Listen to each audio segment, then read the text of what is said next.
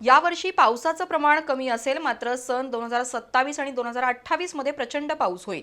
या वर्षीच्या 19 ते 26 एप्रिल दरम्यान कोल्हापूर, सातारा आणि कर्नाटकातील काही भागात गारपिटीसह मोठा पाऊस पडण्याची शक्यता असून शेतकऱ्यांनी हळद, गहू, कांदा पिकं लवकरात लवकर काढून व्यवस्थित झाकून ठेवावीत असं आवाहन हवामान तज्ज्ञ पंजाबराव डक यांनी केलं.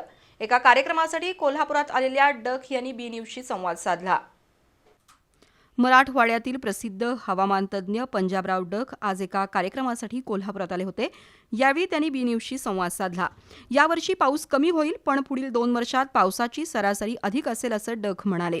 यंदा पाऊस कमी असला तरी शेतकऱ्यांनी घाबरण्याची आवश्यकता नाही, कारण कमी पाऊस असला तरी शेतकऱ्यांचं उत्पादन वाढणार आहे असा दावा डक यांनी केला. मी मग 2च पिकं घेतो. एक घेतो सोयाबीन घेतो आणि एक हरभरे घेतो. मग हे 2 पिकं कशामुळे घेतो? कारण की ते आम्हाला परवडते. कारण की सोयाबीन येते पावसाळा आणि हरभरे येतं थंडीवर. आणि ह्या दोन्ही पिकाची एक विशेषता तुम्हाला सांगतो. सोयाबीनचं बियाणं घरचं, हरभऱ्याचं बियाणं घरचं. घरचंच पेरणार, फक्त काढायला पैसे जातात. म्हणून शेती अशी करतो म्हणजे निसर्गावर आधारित करतो. निसर्ग म्हणतं पाऊस जास्त तर पावसावर येणारे पिकं करतो. फक्त आम्ही निसर्गाच्या विरोधात जाऊन शेती करत नाही. म्हणून आमचं सगळ्यात चांगल्या गोष्टी आहेत. भारत कृषीप्रधान देश असून शेती पूर्णपणे निसर्गावर अवलंबून आहे. जागतिक हवामान बदलामुळे निसर्ग लहरी बनलाय, त्यामुळे वातावरणानुसार शेती करणं काळाची गरज आहे.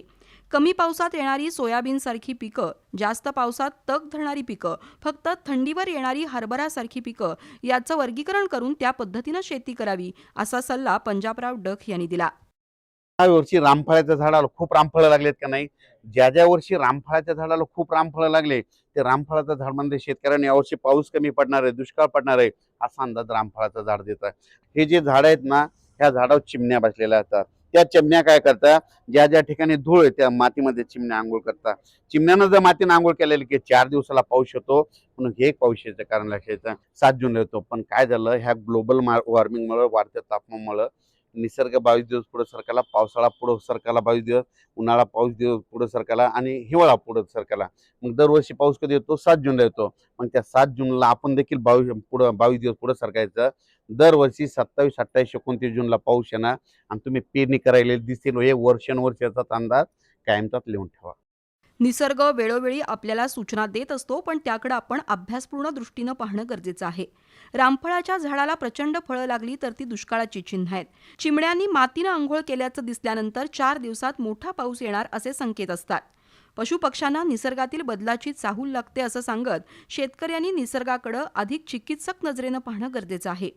वादळं आणि जागतिक तापमान वाढीमुळे मान्सूनला भारतात पोहोचण्यास अडथळे निर्माण होत आहेत. त्यामुळे 7 जूनऐवजी भारतातील पावसाळा 22 दिवसांनी पुढे जाऊ लागलाय असंही पंजाबराव डक म्हणाले.